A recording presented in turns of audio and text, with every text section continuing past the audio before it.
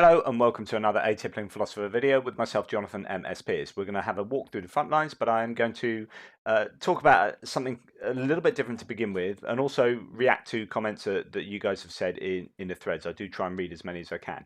Now, as I do these things, I realize a lot of people are listening to these audio only without the visual accompaniment of the maps and the images I show, or some people do a bit of both, but try and watch when they can, but do some kind of audio listening.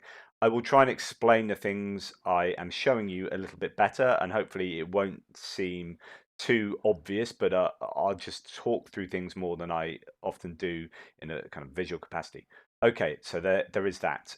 There has been a lot of big YouTubers, much bigger than me, being demonetized. And that is a huge threat to myself. I've been really worried about that over the last day or so as this has happened. It turns out that, I mean, my initial thoughts were this is almost certainly Russian bots sending in heaps of reporting of channels that they don't like, a bit like DoD attacks on the internet. So that was my initial thoughts. It turns out this could well be a genuine YouTube glitch, and I think some of the YouTubers are having their channels reinstated as far as monetization is concerned. That's good news. We want free and open reportage of everything that's going on to enable people to make up their own minds about what is happening in Ukraine. And I think this would be an absolutely terrible decision if this was genuine from YouTube's point of view. I don't know whether it's genuine or not, but they appear to be reversing some of those decisions. We shall see. It's maybe too early to know for sure at the moment. What I can say is what I am doing is not in any sense glorifying war. And if I do that, I apologize. But that's not the intention. It's just I'm deeply, deeply interested in this, and I'm trying to share my interest with you.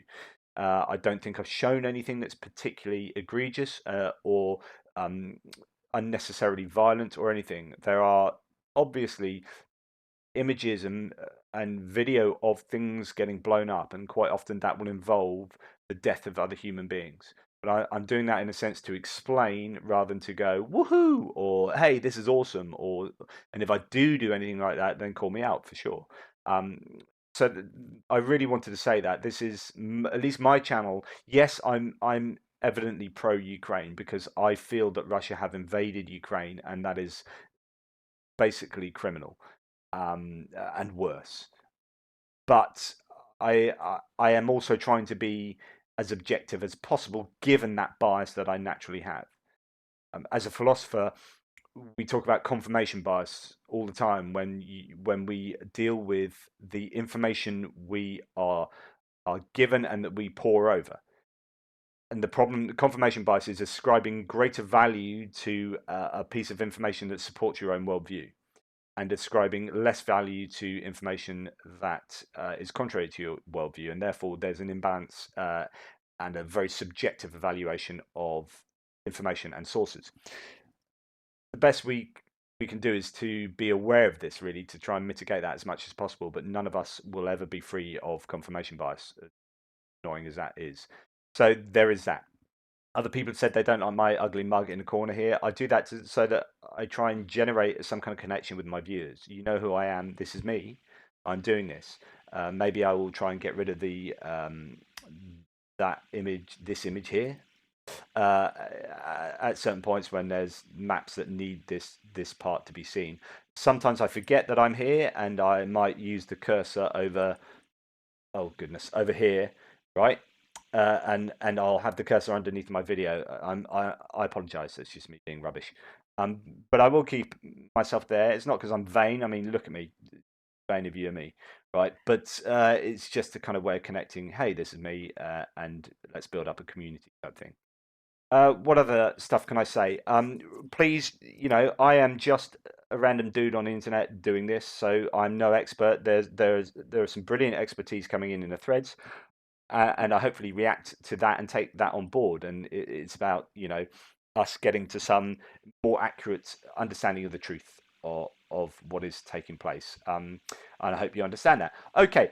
Someone said that when I'm using these wall mapper maps, I don't talk about what these colors mean. And the colors are here on a legend, but sometimes I'm already zoomed in, and so you don't get to see that legend. Let's just talk through that. So Yellow is Ukrainian-controlled territory without any kind of contest there. Obviously, Ukrainian territory. The purple is stuff that Russia annexed in 2014. But before they invaded again this year, this was already kind of Russian territory, or at least occupied territory. The uh, the dark red area, or the deeper coloured red area, is occupied territory since February the 24th, and this is or what they've gained since their invasion on 20. It wasn't that on the 24th of February they suddenly owned all this territory, but this is what they subsequently have taken over. The in red, these deep red settlements or cities are ones that are controlled by Russia, and the contested ones are hashed. The pink, as we can see here, pink is contested areas that we aren't completely sure of. That might be, as in the case up here, that Ukraine have broken through and have attacked here, and this is kind of contested area. Although the advantage might be in Ukraine's hands here, maybe, but then down here might be in Russia's hands. So it's a bit blurry. We're not 100% sure. Yellow area is where Ukraine have definitely sort of liberated and taken back control. Eventually, that drops off, and because Ukraine liberated this whole area a couple of weeks ago, and that is now just in general normal yellow, you kind of ochre yellow, as it drops off because it's no longer sort of newsworthily, liberated. And there you go. And there are other sort of you can read that there. That's a very, very quick explanation of the map. Okay, let's talk about the Kerch Bridge. The Kerch Bridge was a huge coup for the Ukrainians. So the Kerch Bridge is down here in the south, and it connects. It's a very controversial bridge made in 2018 by the Russians, connecting Crimea to Russia. Controversial for the Ukrainians because they realised that this means that Crimea is becoming more and more assimilated into Russia, part of their territory, and it is properly connected. It separates the Black Sea here from the Azov Sea here. Now, the explosion was hugely significant because this bridge connects the road and the rail to Russia. So Crimea has access to Russia. I think something like 15,000 cars a day can pass over that, and a huge amount of rail cargo. This allows Russia to supply not only Crimea and Sevastopol or Sevastopol, depending on whether you are, Western or Ukrainian, allows Russia to not only supply this area but places like Kherson. And in fact, part of doing this was to stop the supplies getting up to Kherson. And not only have the Ukrainians destroyed the supplies directly into Kherson, but they have now stopped this rail line from being used, or at least we'll talk about that in a second.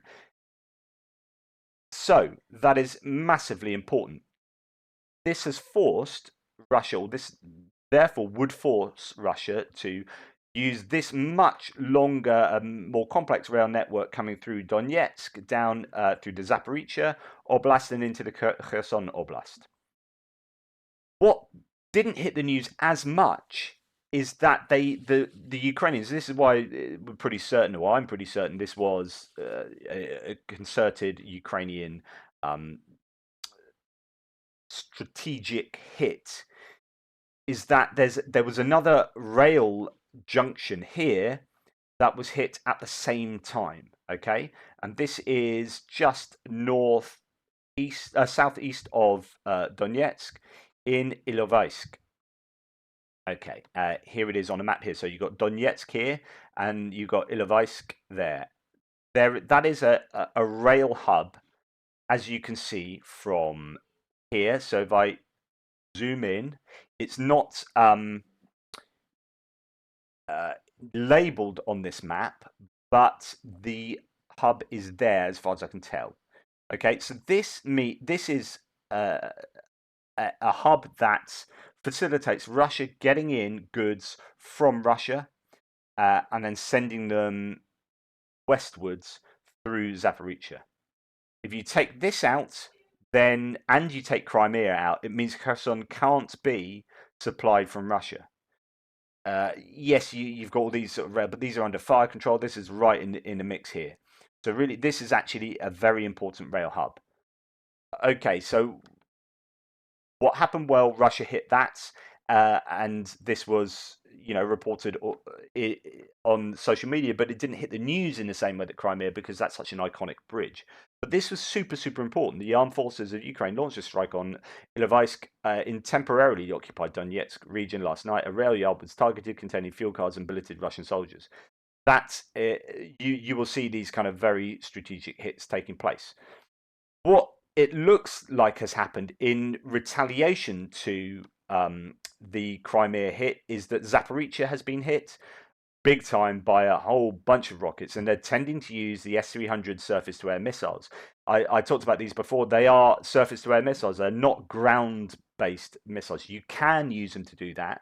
There is a secondary mode to the S-300 SANs so that you can hit ground targets, but they are far less accurate to do so. It's just that you would only do that really if you're running out of other armaments. But I was saying the other day that this is indicative. I didn't. It's not that you can't use them to hit ground targets, but it's indicative that you're running out of your cruise missiles, your Caliber, your Iskanders, and your much more expensive rockets to do that. And as a result, Zaporizhzhia is getting absolutely pasted by hits. Sorry, that's the wrong one. Pasted by hits from Russia. So there's death toll. This is just one death toll of 12 here, including children. You got 6 children among those hospitalised. Basically, they're hitting residential buildings. This is what Russia do, and this is why I'm pro-Ukraine. This is pretty much reflective of why I am, because Russia are just hitting residential targets. So the question is, are they intending to hit residential targets? Or are they using weapons that are just not good enough to be precise enough to hit the intended targets that they have in their objective? There could be some military targets around Zaporizhzhia that they were trying to hit, but they're using an S-300 and they just pile these rockets in residential blocks, killing civilians. So that is what that seems to be very much. I mean, Zaporizhzhia has been under the cosh for a good period of time, but it's definitely that there. Well, it appears that there could be some kind of retaliation. Zaporizhzhia seems to be the place to retaliate when Ukraine do particularly well in places. Okay, let's look. All this time, and I haven't really gone down the front line. So it's just talking about Crimea and the importance of hitting the Kerch bridge, and to say that it is back up and running. So the Kerch bridge was hit in 2 places on the road, or at least really unsure of what happened. Whether it was a truck, whether it was a boat, whether it was a drone, like a sea drone. Whether it is missile attacks, there's still loads of people arguing about exactly what happened. What we do know is that 2 parts of the road were taken out, but there is another part, as you can see, and people are driving on it. Another part of the road that's open. This means that yes, it is operable at the moment, but the capacity is much reduced. It also means that the rail apparently is also being used, and they've sent a test train across the railway. I'm sure I had it here, but no, it must be somewhere else. They sent a test train across the railway and saying it is usable, but and all the backlog of trains that were stuck in Crimea have now gone across that railway line. So although there's huge destruction look like to that railway line, the Russians at least are claiming that it is now in operation again. Whether at full capacity or whether that is propaganda, we shall see. I guess the thing is that they now know that the Ukrainians can hit this. Yeah. Anyway, going back up to the Kupiansk to Svatove to Kreminna front line here. Not a lot, but basically not a lot has changed on the front lines as a whole. Let's zoom in a little bit. There have been a couple of towns. I talked about how it's a messy front line here, and it's not just one nice straight contiguous front line. So I was saying that there'd been this push to So here's Svatove down here. Here's Kupiansk up there. So just to let you know from the war mapper map, Kupiansk here to Svatove. This was my own rubbish map that shows you the initial push they did. They surrounded Kislivka, and they'd kind of stopped. They'd been stopped at Kuzanivka, which is halfway between Kupiansk and Svatove. But that's not to say this is all a nice, neat front line here. There are places that are still being fought over. And in fact, now we know that Stelmakivka and another town actually further towards the Oskil River have been liberated. And you might think, well, I would have thought that would have been liberated already. No, it's just messy along that front line. So it's Krulekivka that sits along the Oskil River here, and Stelmakivka over here. These two are definitely confirmed to be liberated. So, but other than that, really not a lot has moved along this line. There's a lot of talk about an operational pause to gather themselves together. Now, if we move further down, so this is Svatove up here, and this is the Kreminna. This is Kreminna down here, and this is the map I used before. I don't think an awful lot has changed in this map. There is this attack across the P66 towards Krasnoyarchensky that I talked about a lot in previous days. Okay, that doesn't seem to have changed too much. There will be shelling going on all over the shop, but the Russians are claiming to. I said days ago that the Russians had claimed to have done a counterattack and taken Dibra over. Again, there's another claim that the Russians have done 2 counterattacks south of Kreminna and towards Dibrova. So, if they're doing it towards them, then they haven't captured it. So, again, a lot of Russian talk here. What do we know has happened? I'm unsure at the moment, but there is talk of Russian counterattacks down here. This is a dynamic front line. This is dynamic war. That is what is happening. Going back to reports that are happening on this front line from ISW, the Institute for the Study of War, there are claims that and this is going a bit further south towards Donetsk, in the southern Luhansk area, is that 300 wounded people were transported to a hospital in Luhansk Oblast, and that hospital, as far as I can work out, is just let's find a decent map that can show you. Actually, go back to the main map. So, if we go to Luhansk, I think there's a hospital around here that 300 wounded people have been taken to, which shows that there's some huge casualties going on. And it might even be, there's some talk that they are ex-prisoners that have been used in the Wagner PMC, the Wagner mercenary group. There is obviously stuff happening, okay? And the reference for that is in the Ukrainian forces themselves, the General Staff of the Armed Forces of Ukraine, claiming that on Facebook that's what's happening. But they're also claiming aviation is an awful lot of air activity going on both sides, and I'll show you in my extra video a strike on a Su, I think 24, Russian one that was shot down. Ukrainians say there were 30 strikes, 24 arms and military equipment focused locations, as well as 6 enemy anti-aircraft missile complexes have been confirmed. In addition, air defense units shot down 2 enemy helicopters. Yeah, so there are lots of activity going on. But as far as the ISW is concerned, not a huge amount of territory has been swapping hands. There you go. So as we move on towards the Bakhmut front, again, just to remind you where Bakhmut is. So if we look at the Donetsk front line here and the southern Luhansk front line, so Donetsk is this oblast, and then Luhansk is this oblast, and which is a region or a county. If we go to Bakhmut, it's kind of in the middle of that whole line, north-south line.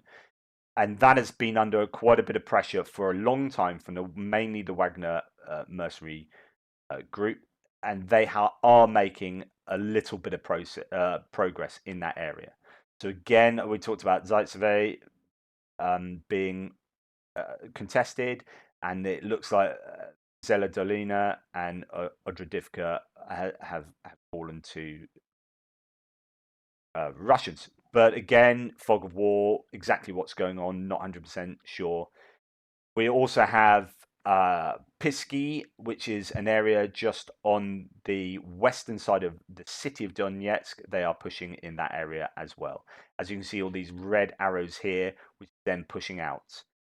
It looks like they're suddenly sort of revamping their efforts a little bit. The Russians. I don't know whether they are getting their tails up with mobilized troops coming in, or whether this is kind of a last bit of desperation before you know, a further counteroffensive from the Ukrainians. The weather is worsening, and there's a lot of talk about winter is coming, but actually you could argue that the autumn is worse with the rains and the mud when it starts getting frozen, as well as though even though it's really, really cold, the ground is harder, and you can actually move vehicles across that ground more easily than you can during the rainy season.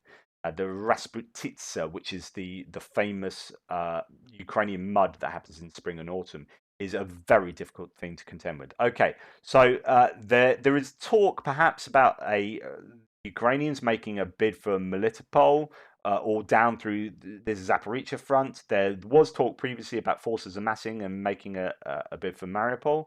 We don't know. I don't know. There are all these different theories about what the Ukrainians are going to do, and that forces are amassing here, forces are amassing there, forces are amassing here.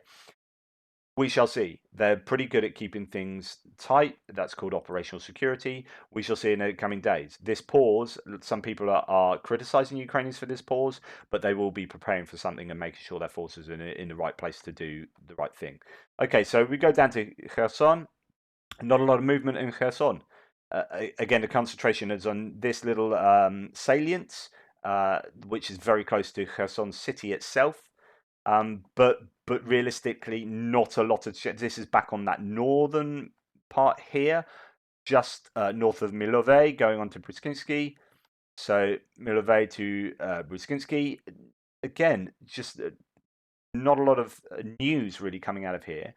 There is confirmation now that the Ukrainians have liberated this village, Piet Pietikatsky, and these two along the coast here, which is Kachkarivka and Sublivka, I think. Anyway, there you go. So that's those two here and that one there.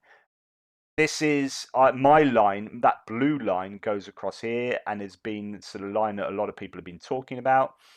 But there have been others who have said actually some of this area is still very much contested.